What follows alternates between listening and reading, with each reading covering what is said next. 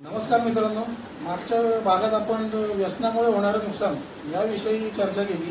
सारंग सरांना प्रश्न विचारले होते, त्यांनी आपल्याला मार्गदर्शन केलं. या भागात आता ग्रुप सेशनमुळे होणारे फायदे, कसे व्यसनापासून लांब राहता येईल याविषयी आपण थोडं सारंग सरांकडनं जाणून घेऊया थोडक्यात. नमस्कार सरांग. नमस्कार. ग्रुप सेशनमुळे व्यसनी व्यक्तीला कसा फायदा होतो हे आम्हाला तुम्ही थोडक्यात आज प्रोग्राम थोडक्यात तुम्हाला असं म्हणायचं. प्रोग्राम व्यसनमुक्तीसाठीचा जो प्रोग्राम आहे मेन अल्कोहोलिक अनॉनिमसच्या 12 पायऱ्या आहेत. मग त्या पहिल्या पायरीमध्ये हातबलता सांगितलेली आहे, ती त्याच्यावर आपण चर्चा करत असतो की व्यसनी कसा हातबल झालेला आहे व्यसनापुढे किंवा दारू पुढे किंवा जी काही व्यसन त्यापुढे कशी हातबलता आहे किंवा त्याच्या जीवनातली अस्ताव्यस्तता कशी झाली आहे. म्हणजे जे आपण मागच्या नुकसानाचा भाग जो बोललो होतो त्यामध्ये अस्तव्यस्तता बघितली. सगळ्या स्तरावर जे काही नुकसान आहे फक्त शब्द स्टेपमध्ये अस्तव्यस्तता आहे. आणि डॅमेजेस असा एक विषयाचा भाग असतो. डॅमेजेस काय काय झाले व्यसनामुळे, नुकसान काय काय झालं, मग बाबा सामाजिक स्तरावर कसं झालं, मानसिक काय झालं. म्हणजे मागच्या ह्याच्यात मानसिकतेचा फार आपण थोडक्यात बोललो होतो, पण खूप प्रमाणात ते नुकसान होत असतं वेगवेगळ्या प्रकारे. म्हणजे बरेचसे स्वभावदोष त्यांच्यामध्ये निर्माण झालेले असतात किंवा काही जन्मताच त्यांच्यामध्ये असू शकतात, पण पिण्याच्या काळात ते वाढत जातं सगळं.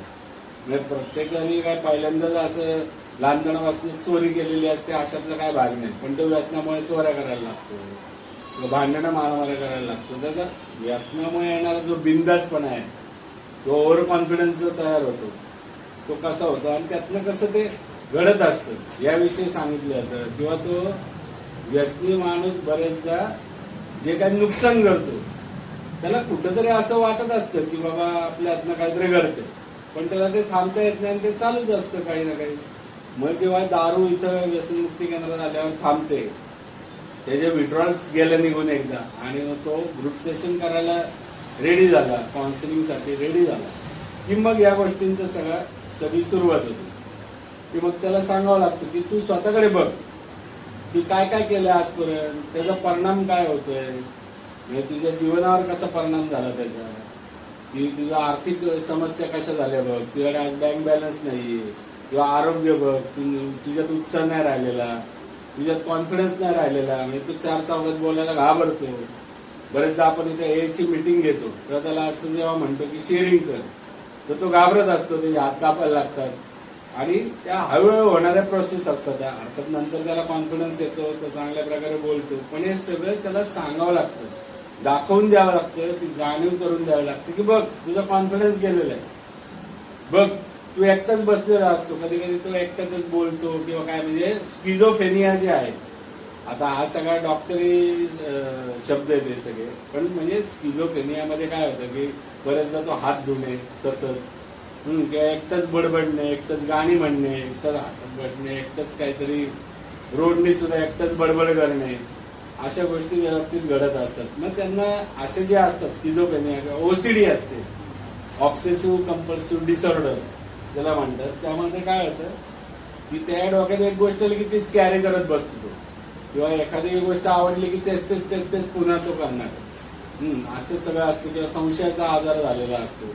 अशा ज्या केसेस आहेत त्यांच्यासाठी सायकॉलॉजिस्ट ट्रीटमेंट असतं. म्हणजे सायकोलॉजिस्ट आपल्याकडे येतात इथं, तेही त्यांचा जो काय अभ्यास आहे, शिक्षण आहे, पुस्तकी ज्ञान जे काय आहे, कारण त्यांना तो व्यसनाचा अनुभव नाही म्हणून, पण त्याचाही फायदा होत असतो ना, तेही त्यांच्यापर्यंत ते सांगत असतात. अल्कोहोलिक जो माणूस आहे रिकव्हरिंग ॲडिक्ट, तो सगळे आपण गोष्टी बोलत असतो जे बरेचसे सायकोलॉजिस्ट बोलतात त्यांच्या अभ्यासाने. तसंच तोही बोलतो की तुलना, म्हणजे तो तुलना करत राहतो की बाबा त्याला असं वाटतं नाही ह्याचे आई वडील चांगले आहेत माझे नाहीत, किंवा ह्याचे नातेवाईक चांगले आहेत माझे नाही, किंवा मटेरियलिस्टिक गोष्टींची तुलना करतो आणि त्यामध्ये तो कुठल्याही मोहाला बळी पडेल का काय, किंवा ते गैरमार्गाने मिळवायला जाईल. मग त्याला ते सगळं सांगावं लागतं की तुला हे ऍक्सेप्ट करावं लागेल जे तुझ्यापाशी आहे. जसे तुला नातेवाईक आहेत, आई वडील, ते काय बदलता येणार नाही तुला, जशी बायका मुलं असतील काय असतील ते तसं ऍक्सेप्ट करावं लागेल. मग त्याला ऍडजस्टमेंट शिकवायला लागतात की ऍडजस्टमेंट कसं करायची, किंवा त्याला दृष्टिकोन तसे शिकवायला लागतात की तुझा दृष्टिकोन चुकीचा आहे एखाद्या घटनेकडे बघायचा. म्हणजे आपण दृष्टिकोन बदलण्यावर सुद्धा ग्रुप सेशन घेतो. त्याला खरं तर म्हणजे आरईबीटी जे म्हणतात, आरईबीटी हा आता जरा इंग्लिश शब्द म्हटलं ना लोकांना खूप असं भयंकर वेगळं वाटतं काहीतरी, की आरबीटी म्हणजे काय. तर आरबीटीचा लॉंग फॉर्म असा आहे की रॅशनल इमोटिव्ह बिहेवियरल थेरपी. म्हणजे त्याचं मराठीत असं आहे की विवेकी विचार दृष्टिकोन पद्धती. की त्याचा विवेक हरवलेला असतो, त्याला काही कळत नाही, त्याचं डिसिजन मेकिंग जे असतं ते बिघडलेलं असतं, त्याला नेमका काय डिसिजन घ्यावा हेच कळत नाही, तो कन्फ्यूज असतो किंवा त्या चिंतेमध्ये असतो. म्हणजे पुढं कसं होईल, काय होईल, मला नीट होईल का नाही का, अशा सगळ्या म्हणजे खरं तर आव्हानच असतं. त्याला सगळ्या ह्याच्यातनं बाहेर काढायचं म्हणजे आव्हान असतं. आणि त्याचा त्यामध्ये त्याला नेमका जास्त जो फायदा होतो तो ग्रुप सेशनचा होतो आणि एक 1-to-1 काउन्सिलिंग आहे. कारण ग्रुप सेशनमध्ये तो त्याच्या समस्या नाही बोलू शकत. म्हणजे अशा काही गोष्टी विचारू शकतो प्रश्न स्वरूपात, पण अगदी घरगुती जे काही प्रॉब्लेम असतील त्याला झालेले त्याला 4 चौकात तो बोलू शकत नाही. मग अशा गोष्टी 1-to-1 काउन्सिलिंग मध्ये कव्हर केल्या जातात. नंतर 12 पायऱ्यांचं तर मार्गदर्शन असतंच. म्हणजे जसं अस्तव्यस्तता बघितली तसं दुसरी स्टेप आहे की एक महान शक्तीचा आम्हाला सुरळीत करू शकेल. कारण त्याच्या बुद्धीवर सगळं हे असतं की मला वाटेल ते मी करीन आणि काहीच मला जे मिळवायचं मिळेल, पण त्याची प्रवृत्ती बिघडलेली असते. ते यातनं काहीतरी वेडवाकडं घडत असतं, त्याला संस्कार नसतो किंवा त्याचा इगो आहे असतो.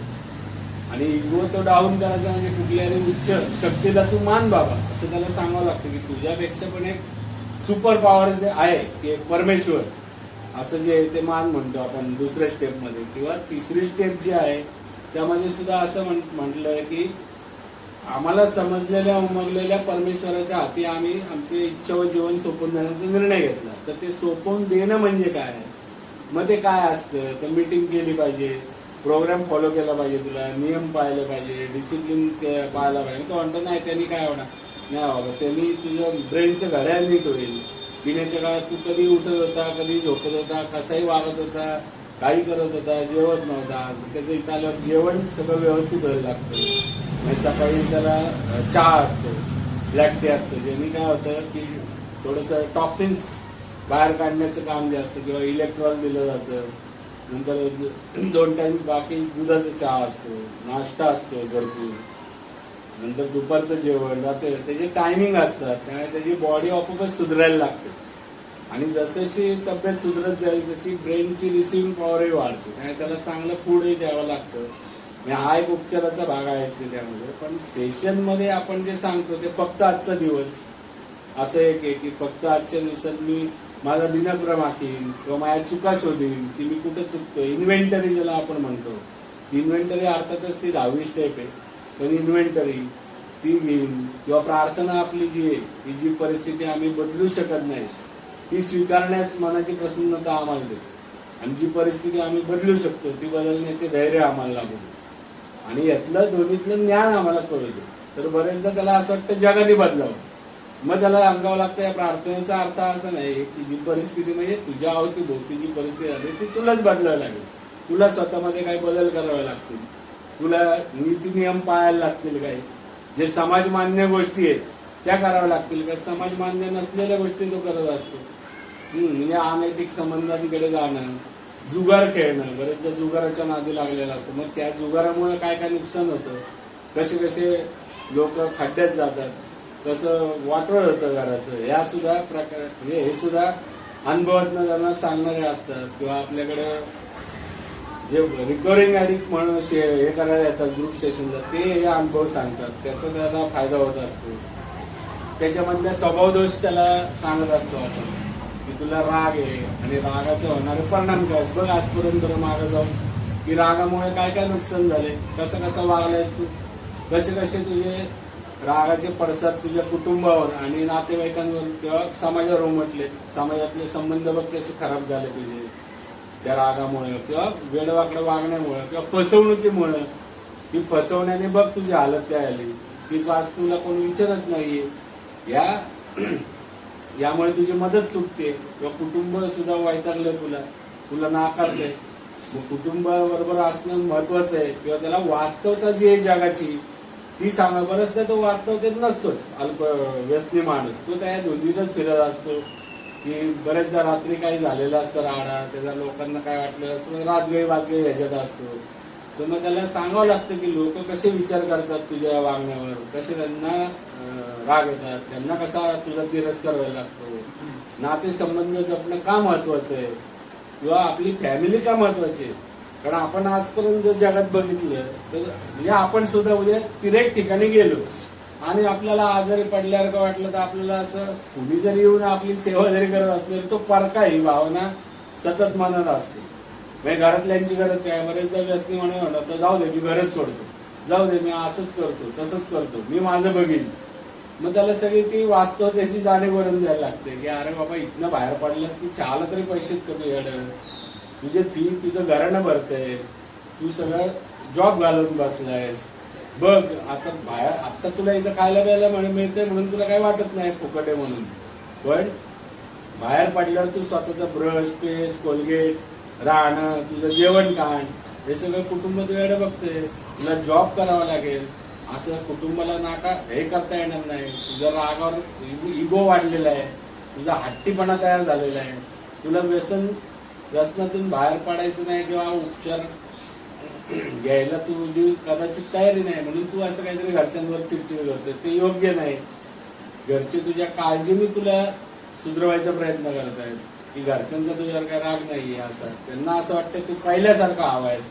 हे सगळे प्रकार त्याला समजावून सांगत राहावे लागतं. किंवा तुझी तुलना करत असतो आपण मगाशी म्हणलं की त्याला बरेचदा दुसऱ्यांच्या म्हणजे कालच माझा एका मित्राबरोबर विषय झाला की काही वेळेला जे लोक म्हणजे बिघडतात ही जी मुलं किंवा गैरमार्गाने पैसा कमवायला जातात ती कशामुळे, कारण एखादा श्रीमंत मुलगा असतो आणि ज्याच्याकडे पैसे नाही त्यांनी त्याला नेलं पिझ्झा खायला नेलं किंवा बाहेर 300-300 रुपयाला कॉफी किंवा त्यांनी एखाद्या वेळेला पाजली किंवा काय झालं आणि मग त्याला असं वाटतं हा एन्जॉय पाहिजे आपल्याला आणि मग तो चुकीचे मार्ग अवलंबायला तयार करतो. लॉटऱ्याच खेळ, जुगारच खेळ, कोणाला फसवेल व्यसनासाठी, त्या चैनीसाठी. हे सगळं कसं चुकीचं आहे असे प्रकार सुद्धा. हे नुसतं व्यसन असं नाही तर त्याच्यामध्ये आमूलाग्र बदल घडतील कसे. पहिलं तर बेसिकच सांगितलं जातं की त्याची राग, स्वभाव दोष म्हणजे राग, खुन्नस, अहंकार, जेलसी किंवा त्याला असलेला नैराश्य, त्याला वाटणारा एकटेपणा किंवा काही वेळेला त्याला मिक्स होता येत नाही म्हणून आपण सगळ्यांना एकत्र ठेवतो. एकत्र जेवा, एकत्र ग्रुप सेशनला या, एकत्र पीटी करा, एकत्र मेडिटेशन करा. म्हणजे योगा मेडिटेशनचा एक भाग आहे की मेडिटेशनने काय होतं त्यांनी किती मेडिटेशन करेल माहिती म्हणजे त्यात एक पेशन्स यायला लागतात, तो एका जागी स्थिर बसायला लागतो, असं त्याचा एक फायदा होत असतो.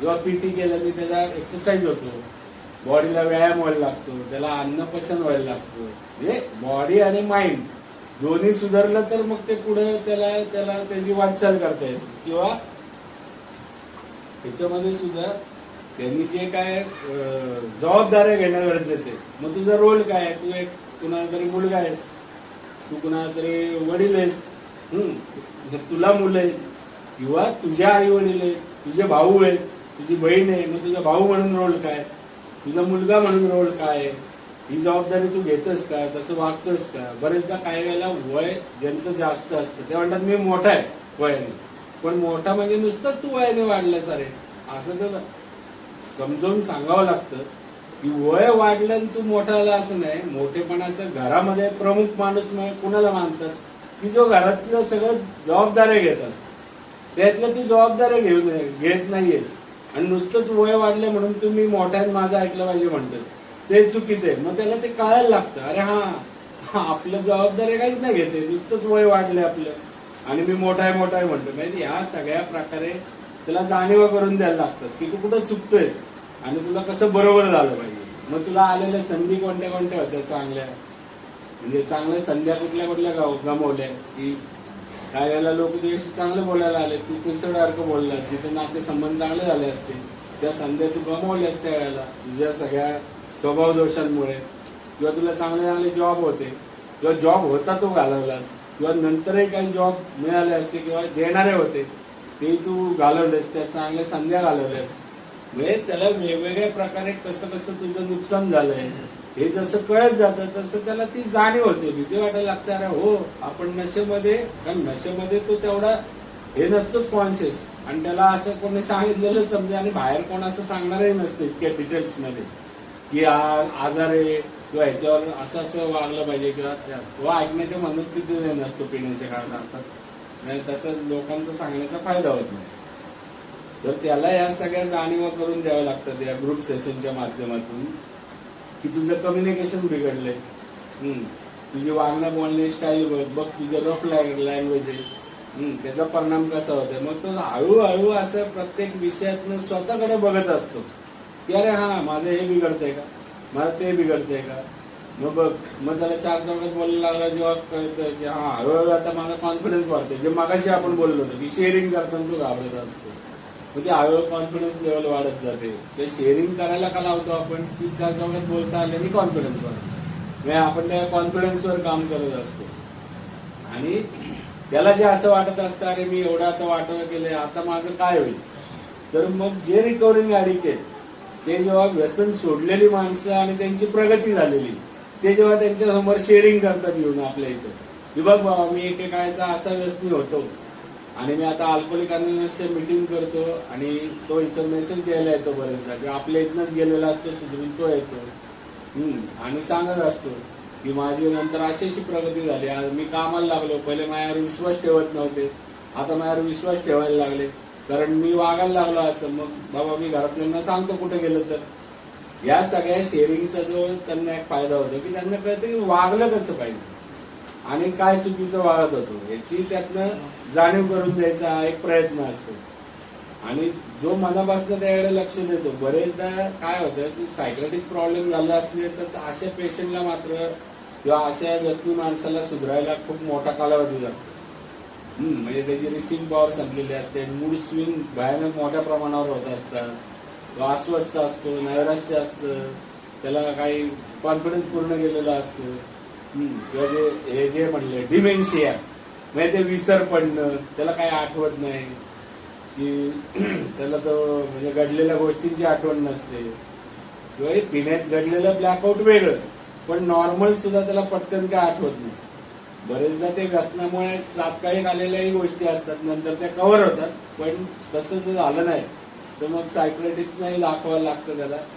त्यासाठी त्याला पोषक आहार आणि मार्गदर्शन सतत रोज आपण इथं 2 ग्रुप सेशन घेत असतो आणि वेगवेगळ्या विषयांवर बोलतो. म्हणजे स्टेप झाल्या याच्या 12 पायऱ्या आहेत, त्यातल्या पहिल्या 4 स्टेप जे आहेत त्या अत्यंत सुरुवातीच्या काळात त्या महत्वाच्या आहेत की पहिली पायरी अस्ताव्यस्तता आहे, मग दुसरी मान शक्ती आहे, मग परमेश्वरावर विश्वास ठेवणे, चौथ्या पायरीत निर्भयपणे स्वभाव दोष. बरेचदा काय होतं तो डिनायल मध्ये असतो. म्हणजे सिंपल डिनायल जो आहे की नाही मी पितच नव्हतो, खरं तर असं नव्हतंच. त्याला ते सांगावं लागतं की तू पित होतास, तू आला तेव्हा वास येत होता, तर तू काहीतरी खोटं बोलू नको. आणि त्याला तेवढं तो डिनायल तोडणे सोपं असतं, पण बरेचदा ते मिनिमाइज डिनायल करत असतं.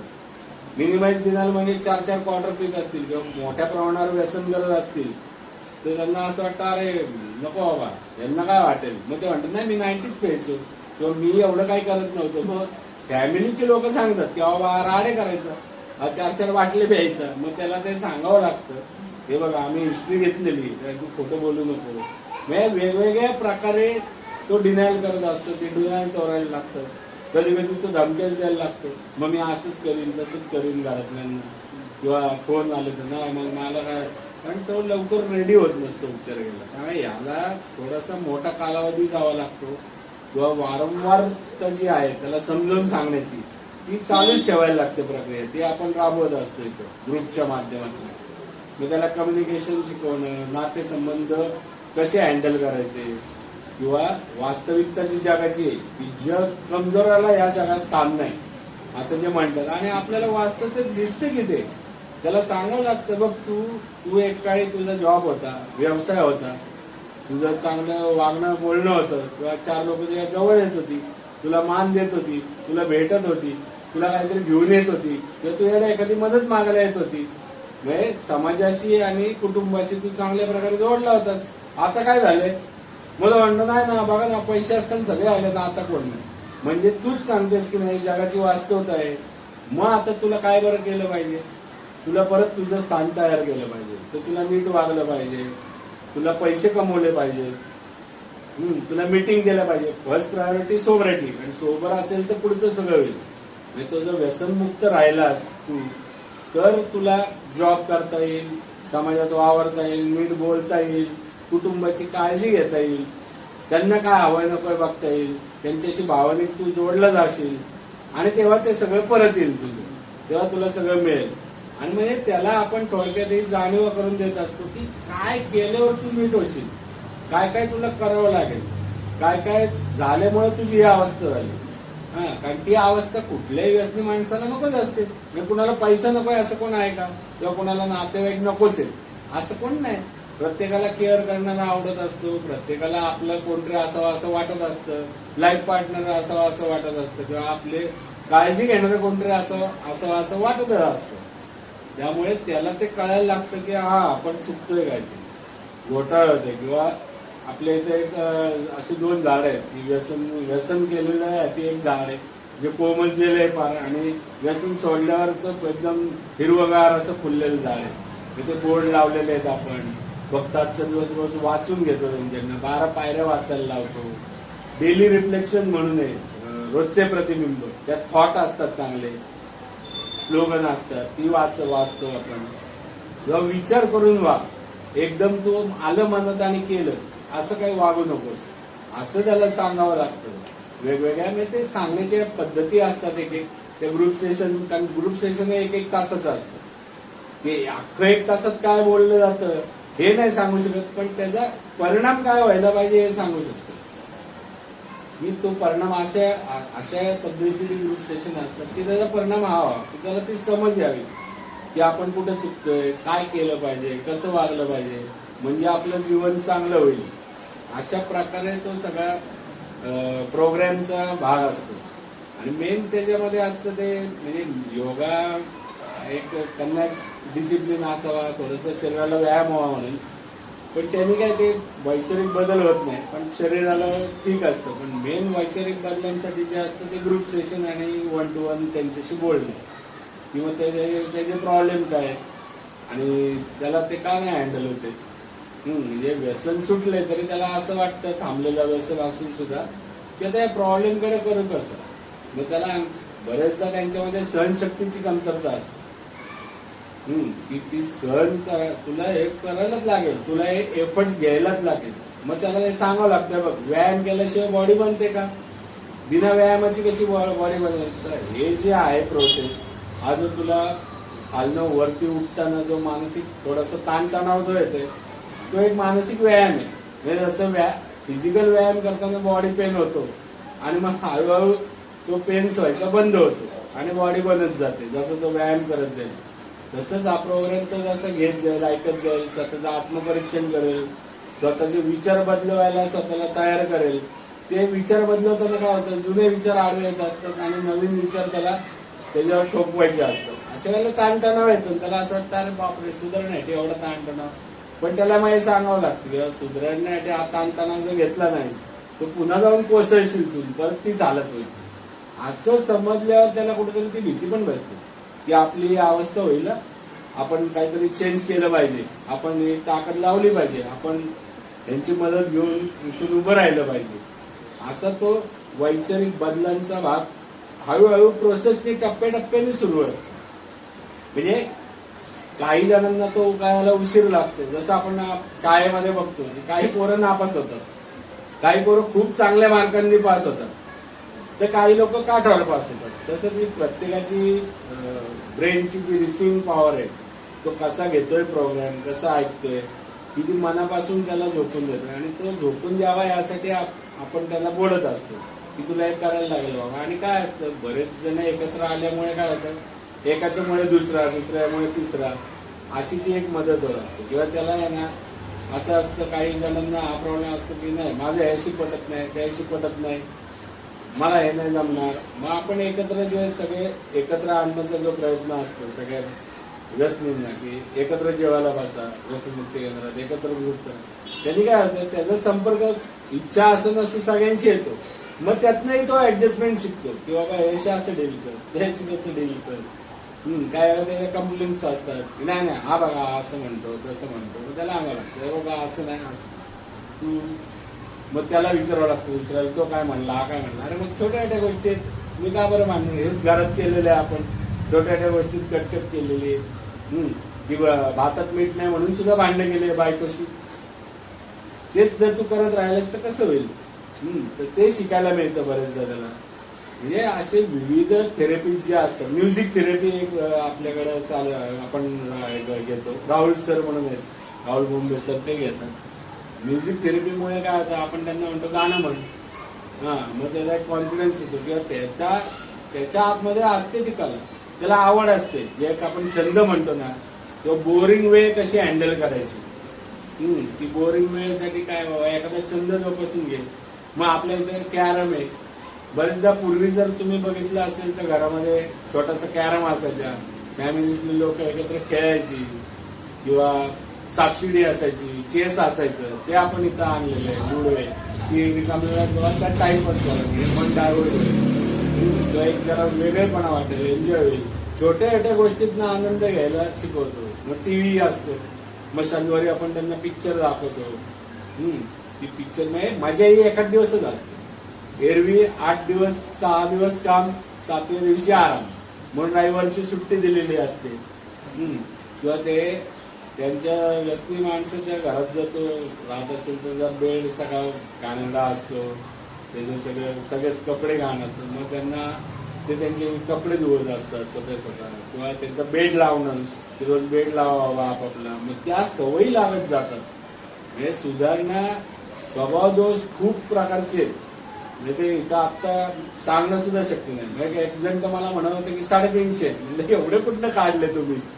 तर भरपूर आहेत. म्हणजे खूप स्वभाव, आळशीपणा आहे. मग आता या डिसिप्लिन मध्ये काय होतं की त्यात पेशन्स वाढतं. कारण त्याला आत्ता वाटतंय मग मला नाही उठायचं, पण उठावं लागतं.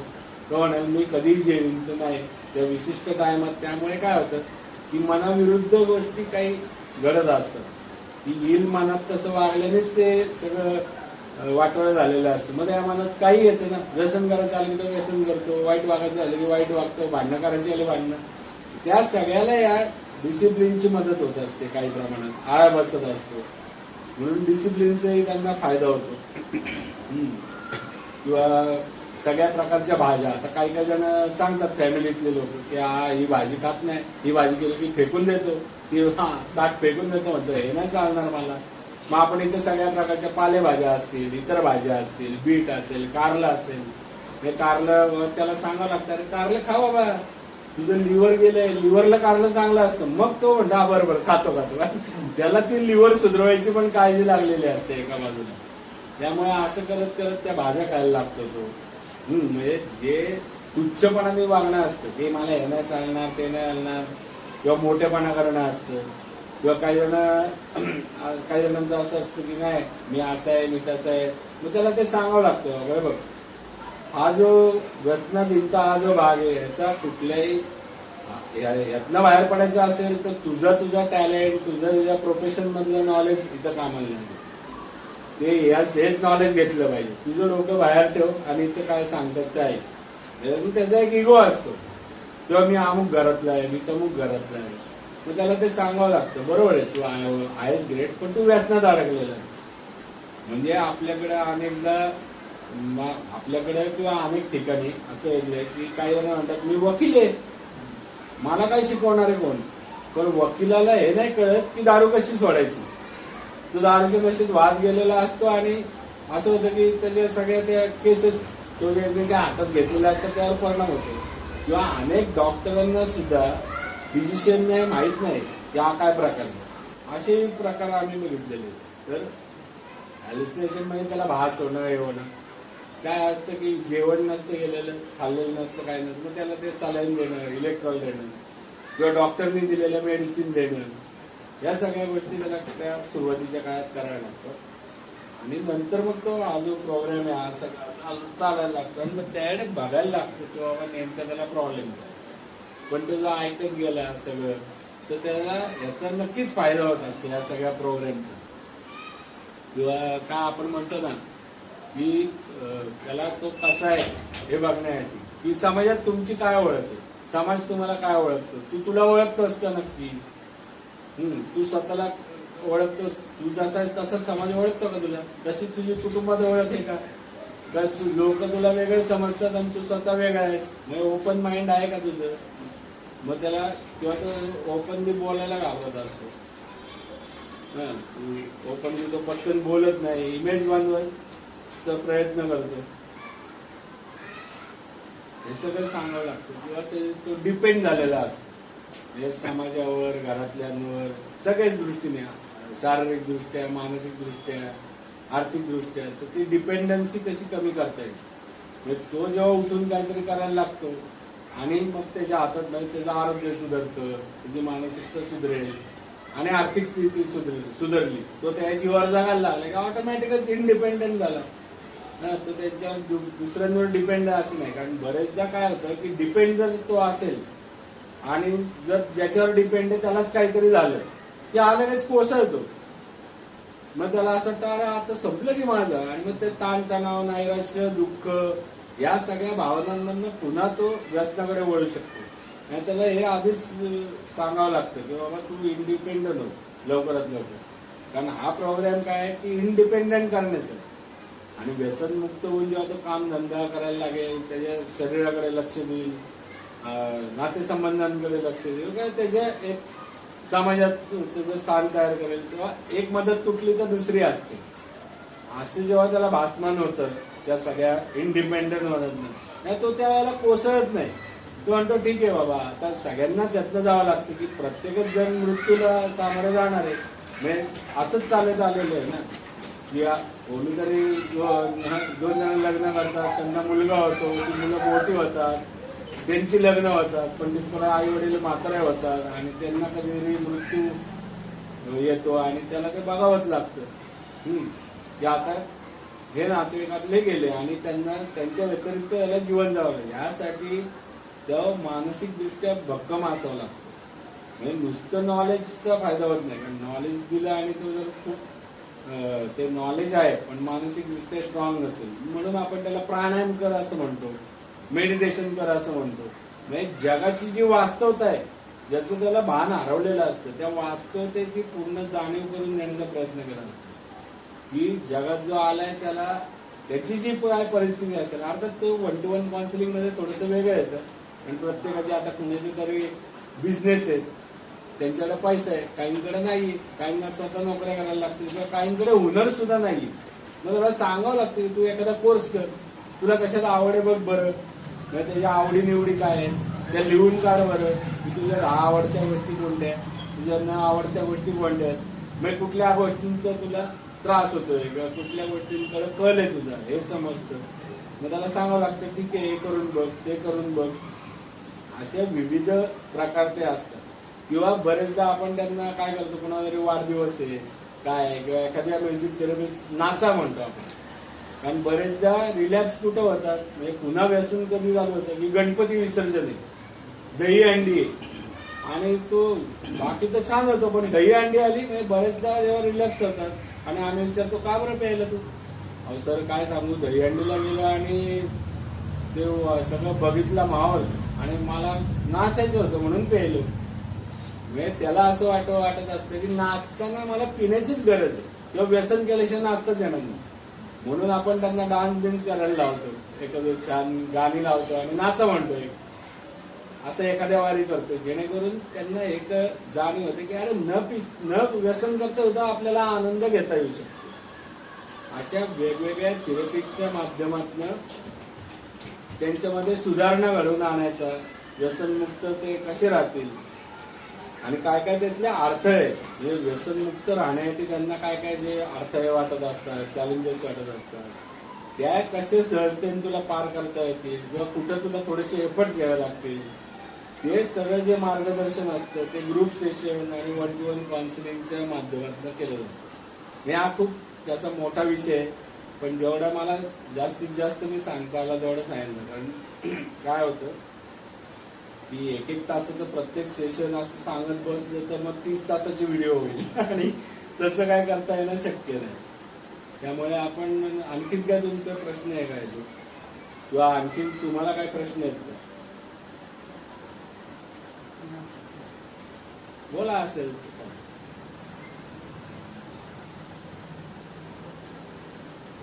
आणखीन काही प्रश्न नसेल तर थांबूया.